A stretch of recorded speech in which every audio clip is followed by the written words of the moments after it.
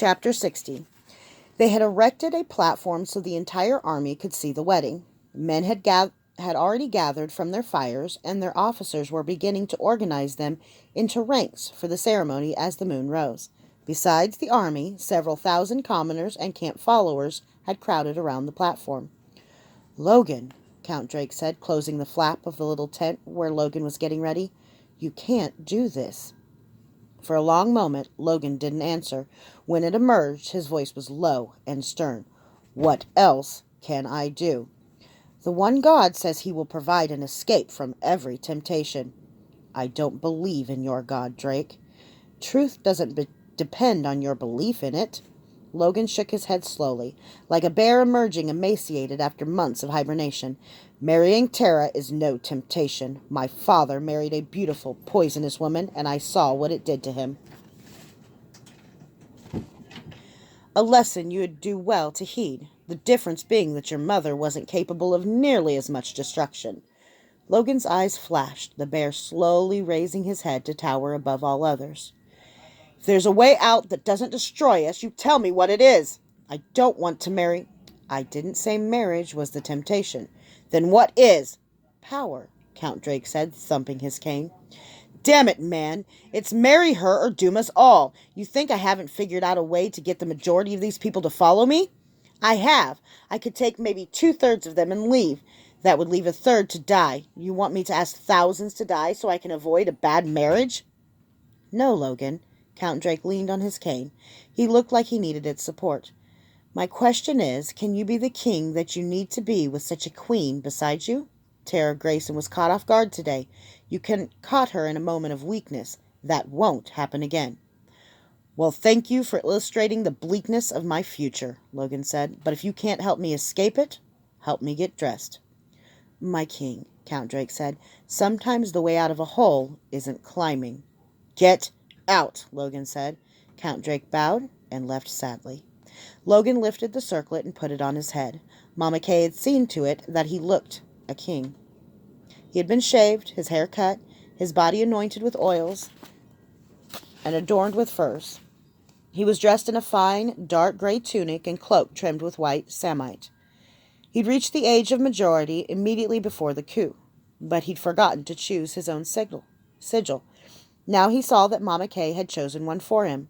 It incorporated the Gyre's white gerfalcon on a field sable, but his falcon wore broken chains on its feet, and the sable field was a black circle reminiscent of the whole.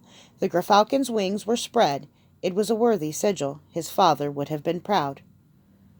"What would you do, father?" As a young man, his father had married to save the family. With the benefit of hindsight, would he have done it again?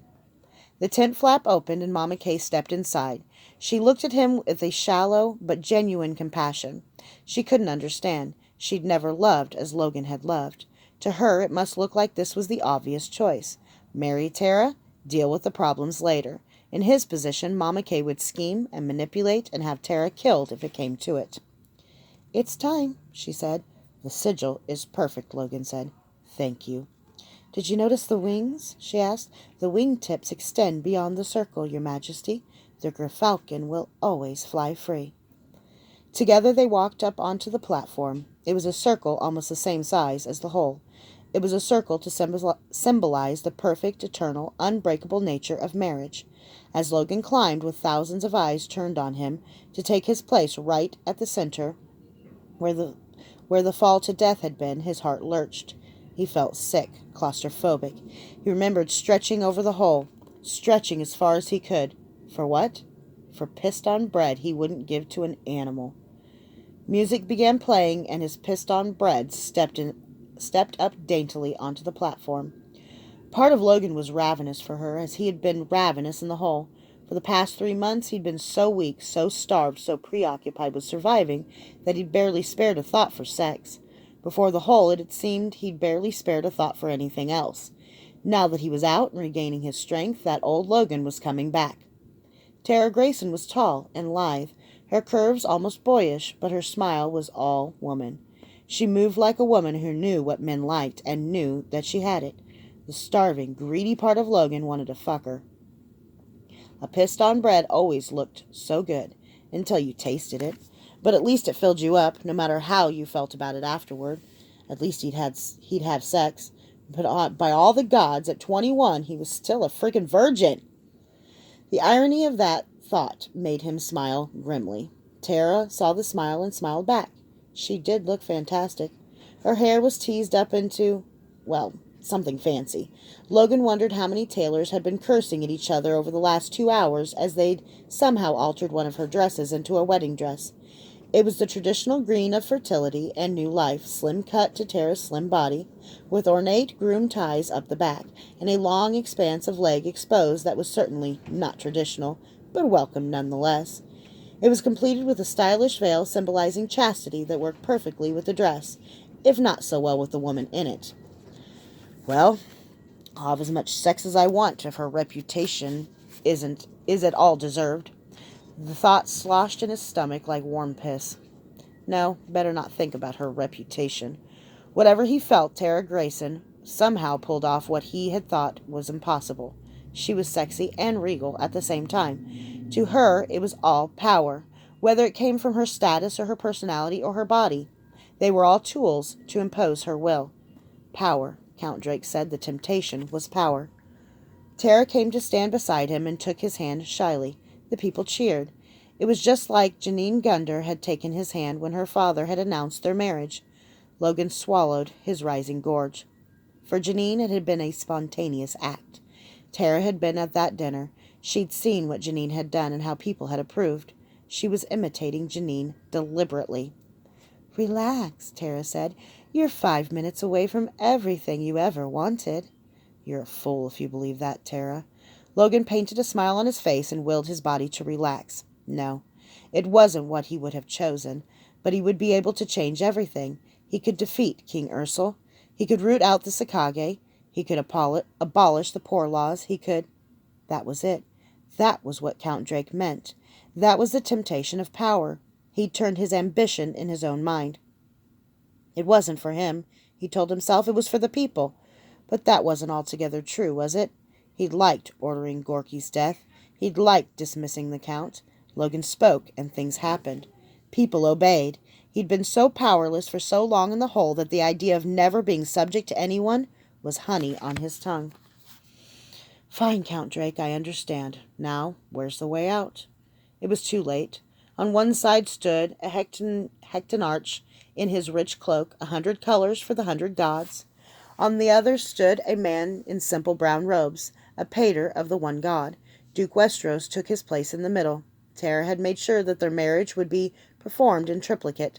The cheering crescendoed as 15,000 people shouted themselves hoarse for the couple they thought would save them. "May I address the people?" Logan asked. "Absolutely not," Tara said. "What kind of a ploy is this?" "It's not a ploy. I just wish to speak to those who will bleed and die for us. I haven't had the chance to do that." "You're going to set them against me," Tara said. "How about," Duke Westeros said, "how about Logan swears not to say anything negative about you?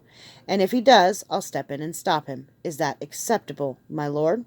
"Yes, my lady," Duke Westeros asked. "He is their king." "Make it quick." "Logan, 5 minutes," Duke Westeros said. He stepped close and lowered his voice. "And may the spirit, Timinus, Renderer, inspire you." It was a contingent declaration of support. Timaeus Renderer had been an orator of such skill he'd turned a chariot race lost into a coup, though he had been bound by exactly the restrictions that Duke Westeros had put on Logan in framing the rules the way he had. Duke Westeros was saying, "If you can get the people on your side, I'll come too." "My friends, tomorrow we will stand together in the clash and roar of battle." Logan had barely spoken the first sentence when his words were doubled and redoubled in volume. He paused, then saw Master Nile standing near the front, smiling. Logan pretended that it wasn't important, and in a moment everyone else did too. "Tomorrow we will face a foe whose face we know. You have seen his face darkening your doors. You have seen his boots muddying your floors. You have seen his torches setting fire to your fields. You have felt his fists and whips and scorn, but you refused to yield." Logan's nerves and self-criticisms. Could I have said that better? Is my voice steady? Why is it so hard to get a full breath? Faded as he looked at the upturned faces of the people who would be his people. He'd had no idea just a few months ago who the Cenarian people were. He'd known and loved the Gyres small folk, but he'd shared the nobleman's fashionable disdain for the unwashed masses. How easy it was to ask a nameless, faceless mob to die.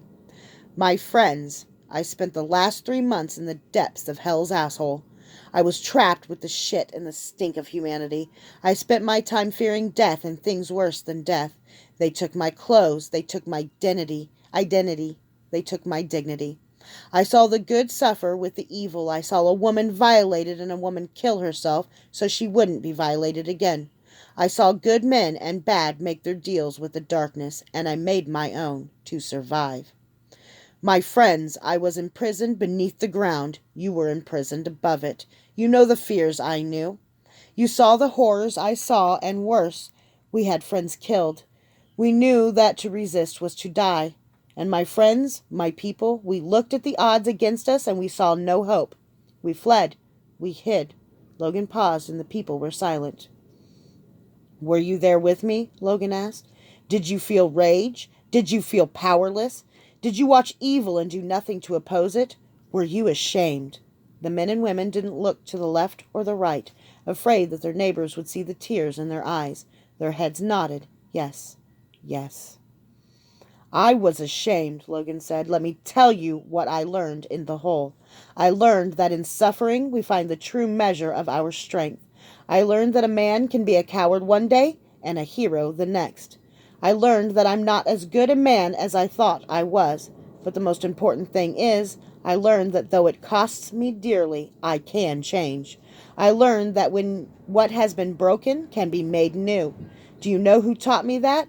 A prostitute. In a bitter woman who made her living in shame, I found honor, courage, and loyalty. She inspired me and she saved me. Today there are women here who have taught you the same lessons.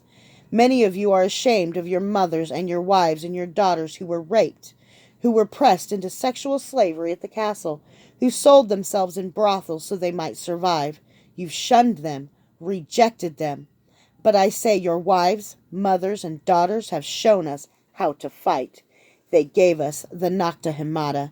They have given us courage. They have shown us the road from shame to honor. Let every woman who fought that night stand forth. A few women stepped forward immediately. Bolstered by their courage, others emerged.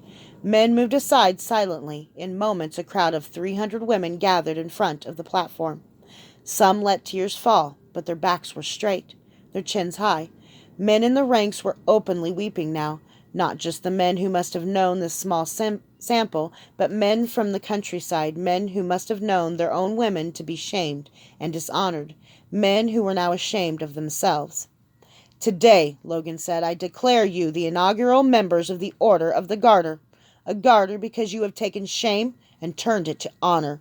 Display it with pride and tell your grandchildren of your courage forever, and no man shall ever join your order unless he displays the highest level of heroism and courage. The people cheered. It was the best thing Logan had ever done. I'm afraid, Logan said, quieting the crowd, that your garters aren't ready yet. It seems we don't have all the materials on hand. You see, we're going to make them out of the Caledonian battle flags. They cheered. What do you say, men? You think we can help them out? They cheered louder. Now, brothers, please, welcome your beloved. They need you. And sisters, welcome these shamed and broken men. They need you. There are just a few more things for me to say, Logan breathed deeply. He'd gone longer than he intended already. He hadn't established the Order of the Garter to gain support. It was just something that needed to be fixed. But somehow, wherever he looked, he saw faces full of hope. A few months ago, I didn't want to be king, Logan said, but something changed me in the hole. Before the hole, I could see you as a mob. Now I see you as brothers and sisters. I can ask you to bleed with me, to die with me, and I do. Many of us will bleed tomorrow, and some of us will die. He looked down at the hole on which he stood. Is this your way out, Count Drake? Oh, Father, would this make you proud? I can ask you to bleed, to throw off your chains, but I cannot ask you to bleed for my ambition. The crowd quieted. In the hole, I learned that a man or a woman may yield power over life or death, but there is no power over love. My friends, I love you and this nation and the freedom we will win, but I feel no love for this woman. I will not marry Tara Grayson, not this day, not ever. What? Tara Grayson yelled. She stepped forward. Stop him, Haverin! But Duke Westeros held her back, and Master Nile didn't amplify her voice. Tara, the Duke said, if you try to stop him now, it will be civil war, right here.